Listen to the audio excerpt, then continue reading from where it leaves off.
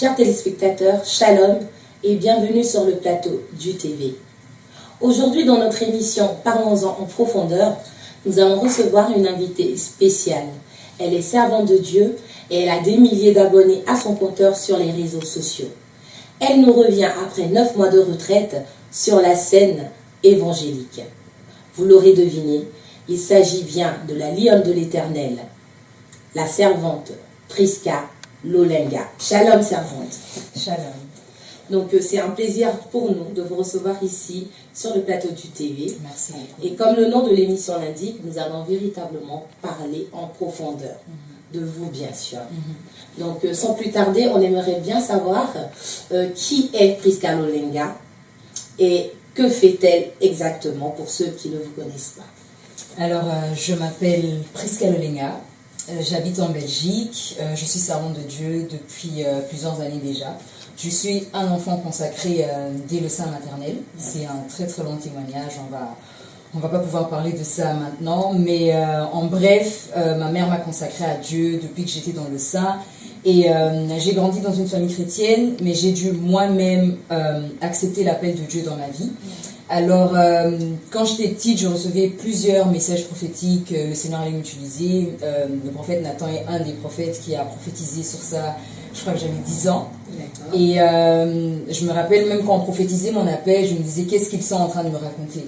Et puis, très vite, en fait, la soif de Dieu a commencé à grandir dans mon cœur. Et les choses se sont faites automatiquement en fait. Je crois que c'était vraiment le temps de Dieu. Et petit à petit, les personnes ont commencé à me découvrir à travers les réseaux sociaux, à travers les exhortations que je faisais, des petites vidéos, le fait que je chantais aussi. Et c'est parti de là en fait. D'accord. Donc on aimerait bien savoir comment êtes-vous arrivé à ce stade, comment votre appel s'est dessiné dans votre vie. Parce qu'aujourd'hui, on voit dans les églises, il y a beaucoup de jeunes sur lesquels on prophétise. Mais il n'y a pas encore ce déclic. Ils n'ont pas ce déclic de pouvoir peut-être parler du Seigneur et de pouvoir être ces hommes de Dieu ou ces femmes de Dieu aguerris. Comment cela s'est Ce passé? déclic, waouh. Pour commencer, j'étais en maternelle et je jouais déjà l'église. J'étais soi-disant pasteur et mes copines étaient les choristes, etc. Donc en fait, ça a commencé comme ça. C'était une passion. C'était une passion en fait de jouer l'église, de jouer la chorale, de jouer. Donc je pouvais rester des heures devant des vidéos des personnes qui chantent et les imiter, etc. Et à un moment donné, je me suis un peu éloignée de Dieu, donc dans le sens où j'ai commencé à suivre un peu le mouvement des copines, traîner dehors, faire tout ce que les jeunes font. Mais il y avait une si grande tristesse au plus profond de moi parce que je me disais, c'est pas ma vie en fait. Et ma mère n'arrêtait pas de me répéter, elle me disait, toi t'es servante de Dieu, tu vois, tu vas servir le Seigneur. Et elle me rappelait certaines prophéties que les gens disaient. Mais ce qui est bizarre dans l'histoire, c'était que malgré que pour moi j'étais éloignée de Dieu parce que j'écoutais de la musique mondaine, je voulais même faire une carrière en tant que chanteuse. J'étais une grande fan d'Alicia Keys, donc pour moi c'était la future Alicia Keys. Et même j'ai eu à chanter des musiques du monde, vraiment c'était là où je commençais à partir. Mais ce déclic s'est fait lorsque j'ai rencontré une servante de Dieu. Et j'avais comme l'impression qu'on me donnait des marteaux dans le cœur. Donc en fait, elle était en train de me parler avec une si grande autorité. C'est la servante de Dieu Sandra Mouy, je ne sais pas si les gens peuvent la reconnaître. Et je me rappelle ce jour-là quand elle m'a parlé, je suis rentrée chez moi à la maison et j'ai vraiment pleuré. Mais vraiment pleuré d'une manière. Et je me suis dit, Dieu, si là tu fais pas quelque chose, c'est mort. Et c'est à partir de là, j'ai commencé à avoir le dégoût de la musique mondaine. J'ai commencé à prendre distance de toutes ces fréquentations-là que j'avais. Et j'ai commencé à me consacrer au Seigneur.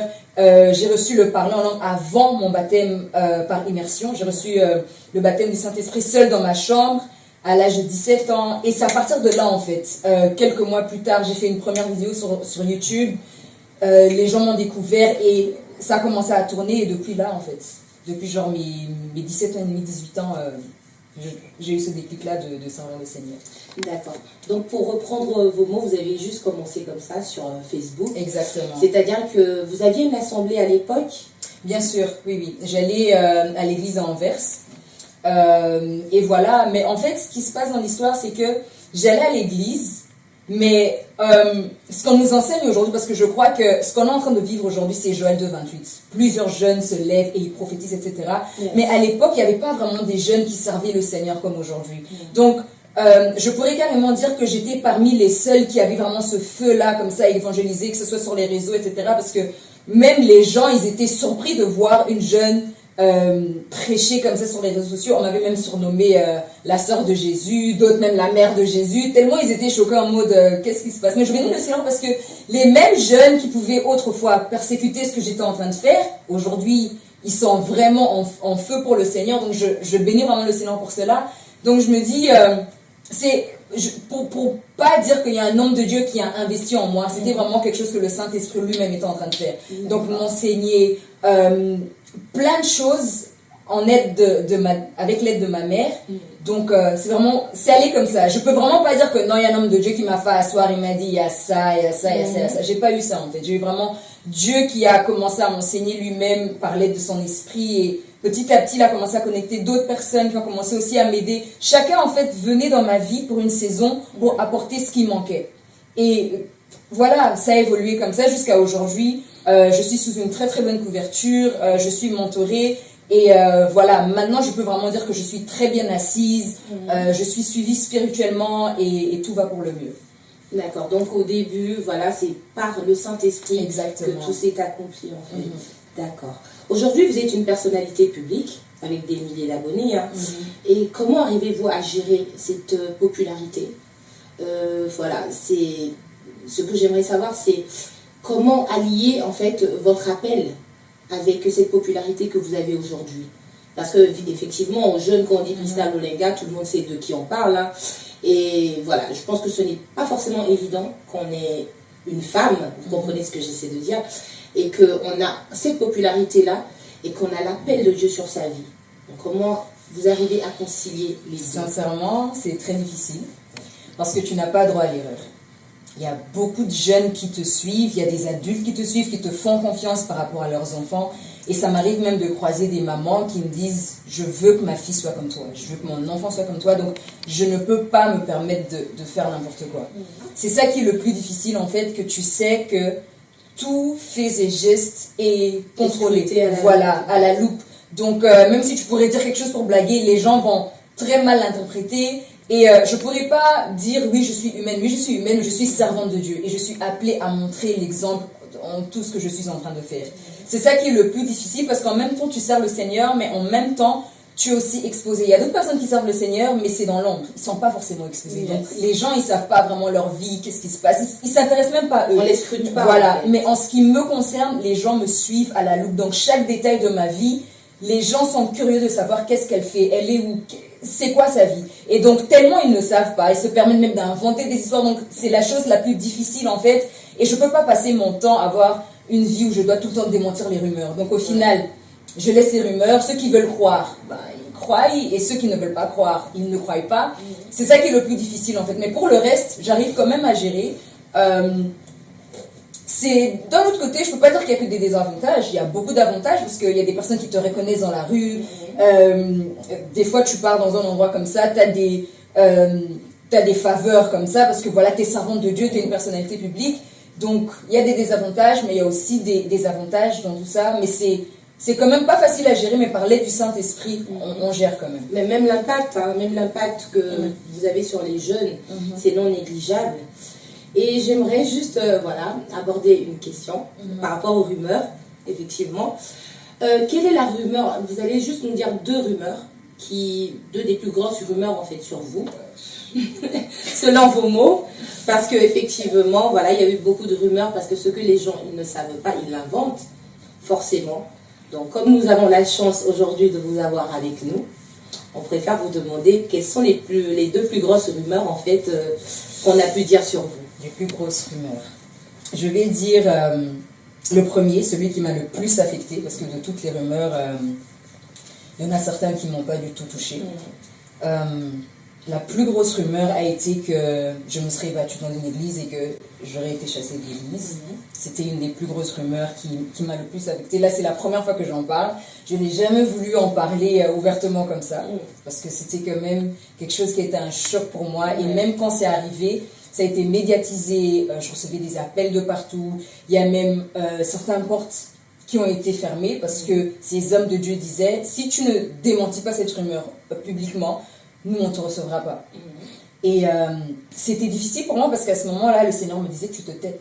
Et je me rappelle, j'étais à Kinshasa et j'avais des pensées de suicide, mais tous les jours. À un moment donné, j'ai ouvert la fenêtre de ma chambre et j'ai regardé vers le sol, j'ai dit, je me jette. C'est bon quoi, les appels de partout, les gens qui se moquaient parce qu'ils attendaient un truc pour dire... Surtout que vous saviez que vous n'aviez rien fait. J'ai rien fait. Et c'était, en fait, j'étais en plein deuil parce que la personne qui était décédée, en fait, en gros, je me serais battue pendant la prédication du deuil d'une servante de Dieu à qui j'étais, de qui j'étais très très proche. Et donc c'était déjà une période de deuil pour moi, c'était déjà très difficile. Voilà, sachant que avant de décéder, elle a eu à me confier certaines choses et je me disais, pourquoi est-ce que je n'ai pas enregistré ça? C'était ma plus grosse douleur et quand je pleurais, je disais, pourquoi j'ai pas enregistré? J'aurais juste balancé l'audio, j'allais justifier. Il y avait tellement de choses qu'elle m'avait confiées avant de mourir en ce qui concerne toutes ces histoires-là. C'était ça ma plus grosse douleur et je disais, pourquoi aussi je me suis rendue à ce deuil? J'avais quitté cette église depuis longtemps avec ma famille. Mais nous, on se disait, certes, on a quitté l'église, on n'a jamais publié quoi que ce soit sur les réseaux sociaux en ce qui concerne l'église, on a juste quitté. Mais vu qu'elle allait encore à l'église là-bas, on s'est dit non, pour quand même honorer sa mémoire, on va y aller en paix. Et donc le fait qu'on a eu à mettre nos pieds là-bas, il y a eu quand même des scandales, mais j'en avais rien à voir dans tout ça. Même quand il y a eu cette bagarre, j'étais dans la voiture en train d'observer la scène. J'étais juste choquée de voir que du haut de la chair, on a dit que je me serais battue en pleine prédication, que voilà, que j'avais aucun respect pour le temple de Dieu. Il y a eu énormément de choses qui se sont dites et les gens n'ont même pas eu le temps de vérifier si c'était vrai. On a commencé à me lapider, me traiter de faux servante de Dieu, que je n'avais pas de respect pour le Seigneur, etc. Mais depuis tout ce temps, le Seigneur me disait, tu ne parles pas. Je recevais des messages des journalistes qui me disaient, on veut te recevoir, on veut que tu parles. Et j'avais cette soif de vouloir parler, me défendre, parce que c'est quand même, on touche à ta réputation. Et ce que je trouvais dommage à ce moment-là, mais aujourd'hui j'ai compris, pourquoi est-ce que le Seigneur ne voulait pas que je parle? Parce que si j'avais parlé à l'époque, j'allais être très émotionnelle, j'allais dire des choses que je ne devais pas dire, j'allais expliquer certaines choses que je ne devais pas... la chair. Exactement. Et les gens allaient me lapider encore. Parce que, vous savez, quand déjà tu es une femme et tu prêches, les gens déjà ne te font pas vraiment confiance. Parce qu'on a cette image-là de pourquoi tu laisses la femme, Jézabel, prêcher, les femmes sont ceci, cela, que la femme se taise. Ils interprètent beaucoup de choses à leur manière. Donc déjà j'allais perdre ce combat-là, on allait me lapider moi, on allait dire toutes sortes de choses encore en ce qui me concerne. Donc je bénis le Seigneur que j'ai vraiment respecté ce qu'il m'a dit. Certes, c'était difficile, mais aujourd'hui je suis contente parce que je voulais protéger ma réputation, mais Dieu m'a dit, tu ne peux pas protéger ta réputation. C'est moi qui te protège. Et m'a dit, Prisca, ça t'affecte parce que tu n'es pas encore morte. Et je demandais au Saint-Esprit, je ne suis pas encore morte dans quel sens? Il m'a dit, tu dois mourir à toi-même. Si tu veux que les rumeurs et tout ce que les gens disent sur toi, ça ne t'affecte plus, tu dois mourir à toi-même. Et il m'a dit, tu veux protéger ta réputation, sache que c'est de l'orgueil. J'étais choquée.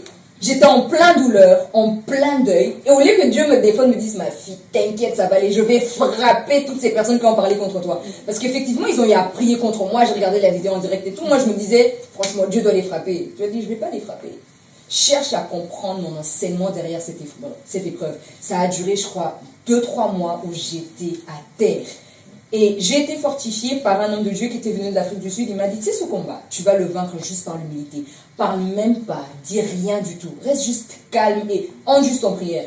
Et donc petit à petit, je suis en train de préparer cette retraite de 9 mois par des petits moments, genre 2 semaines, je disparais, je reviens. Et j'étais en train de me préparer en fait à entrer longtemps dans ce temps de prière afin que Dieu restaure mon cœur. Parce que j'étais à terre. Parce que tu t'y attends pas en fait. Parce que t'es servante de Dieu. En plus, si on avait dit peut-être, elle s'est battue dans un magasin, ok. Mais c'est dans l'église, c'est pas n'importe où. Autant ça fait plus mal. Exactement. Et ça vient pas de n'importe qui, donc tout le monde va croire. Et donc aujourd'hui, quand je vois le travail de Dieu derrière cette épreuve, je dis franchement, bravo Saint-Esprit. Tous les jours quand je me réveille le matin, je dis waouh. Tu vois, et j'aimerais en même temps exhorter les gens pour dire, toutes les épreuves que nous sommes en train de vivre, Dieu est en train de bâtir Christ en nous. Tu n'as même pas à te lamenter ou à dire, oh Dieu, tu m'as abandonné. Dieu ne t'a pas abandonné, en fait. Cherche à comprendre l'enseignement de Dieu derrière cette épreuve. Et une fois que j'avais compris cette épreuve-là, bam, le Seigneur s'est tellement glorifié d'une manière dans ma vie. Je bénis vraiment le Seigneur. Donc c'est un peu ça. Et la deuxième rumeur, que je serai mariée et divorcée. Ça, c'est la deuxième rumeur, que je serai fiancée, etc. Bon, il y a des gens qui m'ont écrit pour dire pourquoi tu ne m'as pas invitée. Mais voilà, je ne suis pas encore mariée. Je ne suis pas divorcée non plus. Et je ne suis pas encore fiancée non plus. Je suis en chemin pour.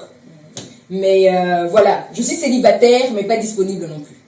Yes. C'est ce que je voulais quand même dire, pour éviter les demandes, parce qu'il y en a beaucoup. Voilà, c'est justement à ça que qu'on voulait... On va en parler aussi. Exactement. Parce que c'est pas évident, comme vous l'avez dit tout à l'heure, que dans le milieu évangélique, quand une femme prend le micro, forcément, sans mari, en quelque sorte, quand elle n'est pas sous la coupole d'un homme, automatiquement c'est un peu mal vu par certains. Voilà, qui prônent le fait que c'est que les hommes qui doivent prêcher, la femme elle doit servir sous l'autorité de son mari, de son époux. Voilà. Donc vu que vous êtes en fait une servante de Dieu qui je peux dire missionnaire en quelque sorte, vous n'êtes pas sur place, vous allez de nation en nation, voilà, pour parler de l'Éternel. Comment vous gérez ce cas, en fait? Sincèrement, ça donne à la tête. Parce que je suis harcelée d'une manière. Harcelée d'une manière, ça arrive même au niveau où je commençais même à penser que j'avais des esprits. Parce que c'était pas normal. Donc, tu reçois genre le matin un message d'une personne qui te dit « J'ai rêvé que tu étais enceinte de moi, qu'on était mariés ». Une autre personne qui te dit « Oui, c'est les dieux m'a dit ». Les dieux m'a dit. En fait, j'ai que droit à ça. Sincèrement, je peux compter avec une main les fois où on m'a dragué sans rajouter Dieu. Il n'y a que Dieu m'a dit tu es ma femme. J'ai eu la révélation. Jusqu'à même certains m'ont dit je suis en train de jeûner, tu vas tomber amoureuse. Donc des fois tu es là, tu te dis qu'est-ce qui se passe? C'est vraiment ingérable en fait. Et limite je suis arrivée à un niveau où j'écoute presque plus en fait. J'écoute presque plus jusqu'à même ce qui est le plus difficile dans tout ça, c'est que des fois on pouvait m'inviter prêcher comme ça et puis tu vois que l'homme de Dieu il a d'autres idées dans sa tête. Il va commencer par des jeux. Ah oui, mes amis hommes de Dieu ont vu notre photo ensemble genre à l'église, parce que quand tu es invité par l'homme de Dieu tu es obligé de t'asseoir à côté de lui, il va t'introduire, etc. Donc on prend des photos, donc lui il va dire oui mes amis ont vu notre photo et tout, ils me disent qu'on fera un beau couple. Et donc quand on me dit ça en face, je rigole pas, c'est pas drôle en fait. Tu vois, c'est pas des choses qui me plaisent. Je me dis je suis venue faire l'œuvre de Dieu dans ton église, c'est fini, je pars. Je ne veux rien savoir que tes amis ont dit ça ou pas, c'est pas mes affaires. Donc pour moi en tout cas, c'est tellement difficile et j'espère par la grâce de Dieu me marier très vite afin que toutes ces choses-là s'arrêtent. On verra bien à qui Dieu a réellement parlé. Amen. Donc voilà, sur cette même lancée, pensez-vous que le mariage pourrait vous apporter un complément spécifique par rapport à votre ministère? Oui. Ou vous pensez que se marier, c'est juste pour obéir à une loi divine? Oui et non. Oui et non. Oui et non. Je dirais non si j'épousais quelqu'un qui ne comprend pas mon appel. Et qui est contre le fait que je bouge beaucoup. Parce que je suis quelqu'un, je ne peux pas rester sur place. On a vu dernièrement la vidéo qui a fait polémique. La place de la femme, c'est dans la cuisine. Un homme comme ça, no way. Ça ne marchera pas du tout. Et quand un homme m'aborde, je l'écoute toujours. C'est quoi ses idées? Ceux qui viennent sans Dieu m'a dit. Et la plupart du temps, les hommes que j'écoute, c'est toujours, moi je veux une femme pour moi qui s'occupe de mes enfants. Je ne suis pas ce type de femme. Tu ne peux pas vouloir une femme comme moi qui s'occupe des enfants parce que même dans ma tête, j'ai pas d'idée d'avoir 5-6 enfants. Ça ne pourra pas aller en fait. Avec le ministère que j'ai, je bouge tout le temps. Donc ça doit déjà être un homme qui croit au ministère de la femme, qui ne combat pas ce ministère-là, qui comprend en fait le ministère prophétique surtout. Et voilà. Et je pourrais encore ajouter un détail. D'autres personnes me disent oui, épouse un simple frère. Je ne peux pas épouser un simple frère. Après, je ne dis pas un pasteur ou un prophète, un bishop.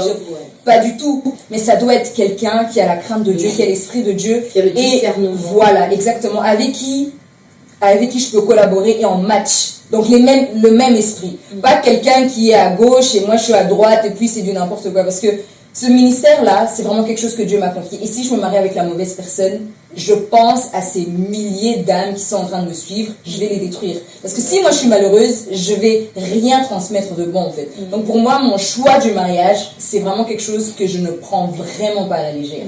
C'est quelque chose, je prends le temps de vraiment prier sur ça pour que je puisse vraiment faire le bon choix et que ce soit vraiment quelqu'un qui va m'accompagner dans la mission que j'ai. C'est vraiment ça. Donc voilà, on vous souhaite tout le bonheur du monde, que le Seigneur puisse vous aider vraiment à trouver cet homme.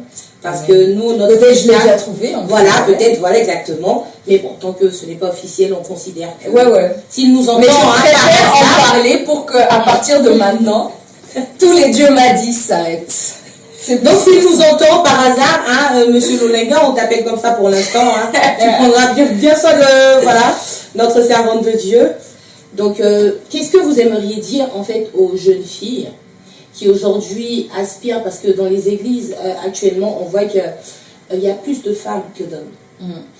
Et en gros, c'est un peu comme le Saint Graal, le mariage, en fait. Elles attendent toutes soit je vais tomber sur un homme de Dieu, soit je vais tomber sur un frère, et là, mon appel va se révéler. En fait, qu'est-ce que tu pourrais dire à ces jeunes filles, en quelque sorte, qui pensent que le mariage, c'est une fin en soi, au point que dès qu'un frère vient, on ne prend pas le temps de discerner et on se lance dans cette aventure qu'est le mariage. En ce qui me concerne, hein, je vais vraiment parler de moi et mon expérience personnelle. Je trouve qu'en tant que femme, tu dois d'abord suffisamment t'aimer. Tu dois être restaurée et vraiment guérie de toutes les blessures avant de vouloir être avec un homme. Parce qu'aujourd'hui, la plupart des filles, elles sont blessées, mais elles veulent que l'homme vienne leur guérir en fait. Que l'homme joue le rôle du Saint-Esprit. Tu ne peux pas attendre que l'homme joue le rôle du Saint-Esprit. Toi-même déjà, lui-même a besoin de Dieu, tu vois. Et la femme est l'aide. Donc, entre guillemets, je pourrais carrément dire que la femme joue le rôle du Saint-Esprit dans la vie de l'homme. Parce qu'on est appelé comme ça dans la Bible. Donc, toi-même déjà, en tant que femme, tu dois être restaurée, tu dois être guérie, tu dois être bien dans ta peau pour apporter un plus dans la vie de cet homme-là. Mais si déjà tu es une femme qui est émotionnellement très instable, tu es pas très bien, tu n'as pas de confiance en toi, c'est vraiment du n'importe quoi dans ta vie, tu ne pourras pas du tout être cette aide. La raison pour laquelle nous voyons que beaucoup de femmes se précipitent à vouloir se marier, mais elles sont malheureuses dans leur mariage parce qu'elles voulaient que l'homme leur donne beaucoup plus de temps, alors que l'homme aussi doit travailler. L'homme aussi a des choses à faire. Tu ne peux pas attendre que l'homme fasse des choses pour toi que toi-même tu dois faire dans ta propre vie. La raison pour laquelle il faut permettre au Saint-Esprit de travailler en toi, afin qu'il puisse travailler à travers toi. Parce que nous sommes tous appelés d'une manière ou d'une autre à impacter les autres personnes qui nous entourent. Donc tu dois permettre vraiment au Saint-Esprit de faire un énorme travail dans ta vie. Et je suis entrée dans ce processus-là qui n'était pas du tout évident parce qu'il y a ton caractère qui doit revoir. Parce que nous, en tant que femmes, on a la bouche, on ne peut pas ignorer ça. On a un caractère des fois un peu...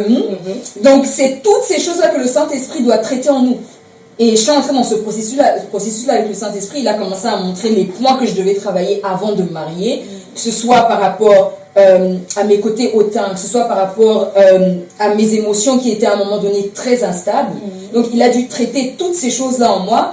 Et maintenant, je me sens de plus en plus mieux dans ma peau et tout va pour le mieux. Donc je me dis, si maintenant il me fait entrer dans le mariage, je ne vais pas attendre que l'homme me complète. Vraiment pas. Ce sera vraiment en mode le Saint-Esprit est en train de... a déjà fait ce travail-là dans ma vie. Moi, j'entre dans la vie de cet homme pour apporter un plus. Parce que, sincèrement, quand on regarde même dans le commencement, Adam était seul. Il avait besoin d'Ève.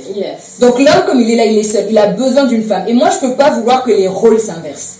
Même si je suis servante de Dieu, je ne serai pas sa servante de Dieu, je serai la servante de Dieu dehors, mais dans la maison, je serai sa femme. Et c'est ça que je veux transmettre aux filles, en fait. Dans la maison, en fait, ce ne sera pas en mode prophétisé, etc. Tu dois pouvoir être là pour ton mari. Donc, il ne faut pas se précipiter à vouloir se marier parce que tu vois les autres, elles sont en train de se marier, alors que toi-même, il n'y a pas de travail qui a été fait du Saint-Esprit dans ta vie. Il y a énormément de choses que tu dois gérer. Et je me dis, beaucoup de jeunes femmes veulent se marier, mais elles ne se focalisent pas sur ce qu'elles peuvent faire avant de se marier. Par exemple, les études, par exemple, commencer toi-même une entreprise, exactement, tu vois, il y a tellement de choses à faire avant de se marier que pour moi, je me dis, je dois travailler sur toutes ces choses-là avant de me marier. Je ne peux pas me précipiter parce que si je me marie, c'est pas pour divorcer, c'est un aller sans retour. Donc, beaucoup maintenant se marient et tu vois, après 1 an, 2 ans, elles divorcent par manque de préparation.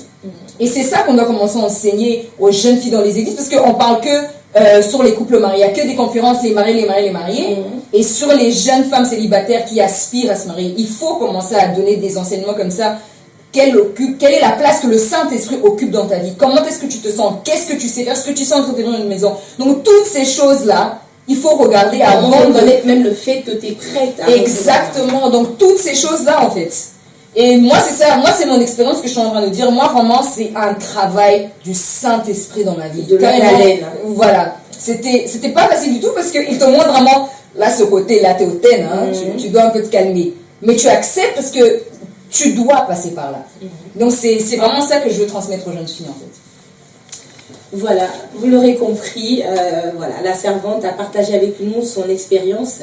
Donc, on va juste encore demander une dernière question. Bon, c'est pas une question, c'est plus un conseil qu'autre chose. Pour les jeunes qui vous suivent et qui aimeraient bien être comme Prisca Lolenga, que pourrais-tu leur dire, que pourriez-vous leur dire afin qu'ils puissent véritablement aussi rentrer dans l'appel de Dieu ou se ranger tout simplement et quitter la vie qu'ils vivaient, voilà, sans Dieu pour venir véritablement dans le royaume.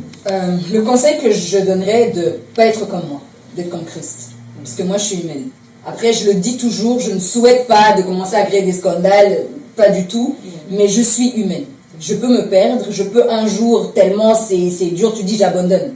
Mais Christ sera toujours là. Donc moi, je dirais, tous ces jeunes-là, même s'ils m'admirent et ils aiment le travail que je fais, ils peuvent me prendre comme modèle, mais qu'ils n'oublient pas qu'ils doivent ressembler à Christ.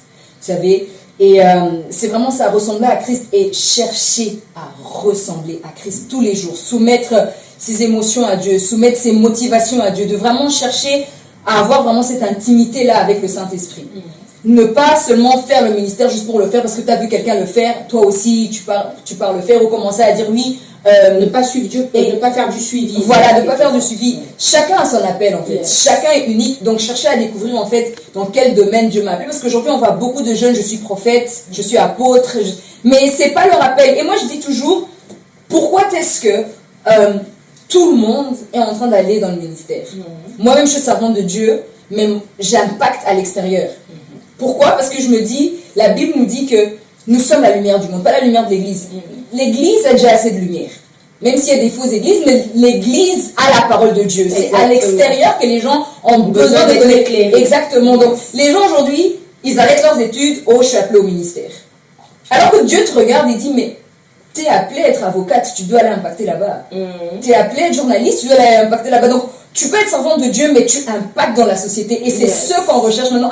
Ce que je trouve dommage, c'est que dans les églises, on pousse beaucoup plus des jeunes à répondre à l'appel ministériel. Alors que beaucoup de jeunes n'ont pas de ministère. Donc, les gens consacrent, les pasteurs, consacrent des jeunes dans le ministère juste pour les garder dans leurs églises. Alors que la personne n'a aucun enseignement, aucun fondement, rien du tout, juste... Voilà, on te consacre prophète, comme ça tu restes dans l'église, tu as un poste dans l'église, alors que la personne est appelée pour autre chose. Maintenant, si tu t'appelles prophète sans être prophète, tu as les combats des prophètes, mais si tu n'as pas cette onction-là pour pouvoir redonner des coups. Vous voyez, c'est pour ça qu'il y a beaucoup de personnes qui ont des combats inutiles comme ça dans leur vie, par plaisir, je suis bishop, je suis ceci, cela, alors que Dieu te regarde et dit, c'est pas ton appel. Donc je motive vraiment des jeunes, cherche vraiment à découvrir dans quel domaine Dieu t'appelle, même s'il t'appelle à être dans l'ombre. Dieu ne va pas regarder dans les derniers jours, tu étais sous les projecteurs, tu étais dans l'ombre. Ce qu'il va regarder, c'est est-ce que tu as accompli la mission pour laquelle Dieu t'a créé. C'est vraiment ça en fait. Vous revenez d'une retraite de 9 mois. Donc assurément, vous avez reçu des instructions du Seigneur. Donc est-ce que vous pourriez nous parler un peu, si possible, hein, si même vous avez des projets et tout? Bon, les instructions que j'ai reçues, je ne peux pas les dire publiquement. Bien sûr qu'après 9 mois, j'ai beaucoup appris. Beaucoup appris. Les premiers mois ont été les mois les plus difficiles, sincèrement, parce que Dieu voulait d'abord travailler mon cœur pour que je puisse vraiment recevoir facilement tout ce qu'il est en train de vouloir me communiquer. Donc, nous avons à partir de maintenant une nouvelle structure dans le ministère. Avant, je voyageais beaucoup par invitation, etc. Mais maintenant, le Seigneur a voulu que le ministère puisse commencer des réunions de prière régulièrement. Donc, on commence en Belgique et en France. C'est une cellule en quelque sorte. Si je peux le dire comme ça. Mais ce n'est pas une église. Je précise que ce n'est pas... Une cellule de prière. Exactement. Donc, il y aura plusieurs veillées de prière, des conférences, des réunions de prière, etc. Donc en Belgique et en France, et puis nous aurons quelques-uns en Suisse et au Canada. Donc c'est là où en fait on est en train d'instaurer le noyau du ministère. On a déjà commencé pour la Belgique et en France et au Canada aussi. Un ministère sous votre coupe. Exactement, exactement. Donc il y a plusieurs frères et sœurs qui travaillent avec nous pour organiser régulièrement tous ces événements-là, ces réunions de prière. Et pour la Suisse, nous sommes encore en train d'attendre, étant donné que la situation sanitaire est beaucoup plus compliquée là-bas que de l'autre côté. Et voilà, j'ai eu à écrire un livre qui sort très bientôt. Et j'ai très très hâte pour la sortie en tout cas. Je l'ai écrit avec mon cœur. Ah, ça doit être une pépite. Je l'ai écrit avec mon cœur et il y a beaucoup de choses que j'ai eu à prendre dans le secret, que j'ai eu à écrire également dans ce livre-là. En dehors de ce livre-là, j'avais un autre livre qui devait sortir depuis longtemps, mais le Seigneur mettait cela en stand-by. Je ne savais pas pourquoi, mais après ce temps de retraite, j'ai compris pourquoi, parce qu'il a inspiré davantage. Donc celui-là va suivre juste après. Donc il y a eu énormément de travail qui a été fait dans le secret. Est-ce qu'on pourrait avoir des précommandes pour le livre? Des précommandes, je pense bien. Là, on était en train de mettre en place en fait les points de vente pour que plusieurs pays puissent pouvoir avoir l'occasion de l'acheter. Et puis, je suis en train de reprendre le chant.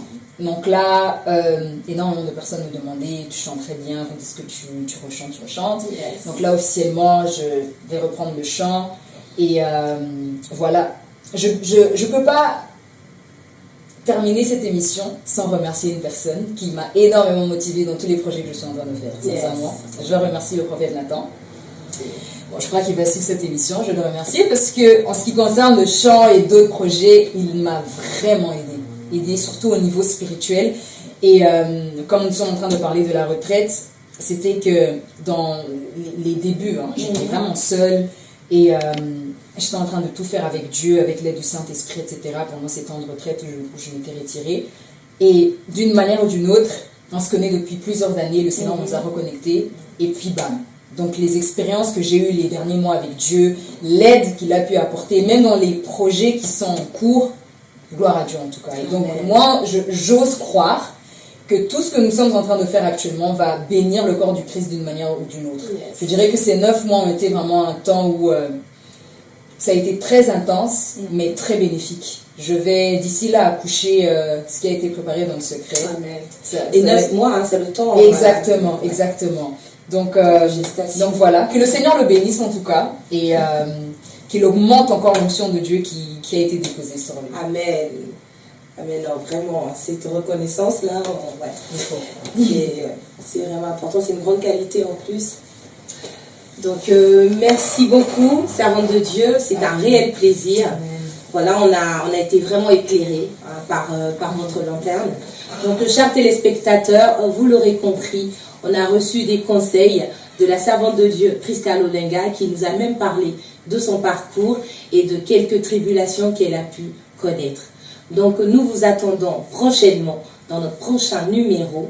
N'hésitez surtout pas à vous abonner à la page UTV et à vous connecter pour nous suivre parce que nous avons beaucoup d'émissions d'UTV. Que Dieu vous bénisse.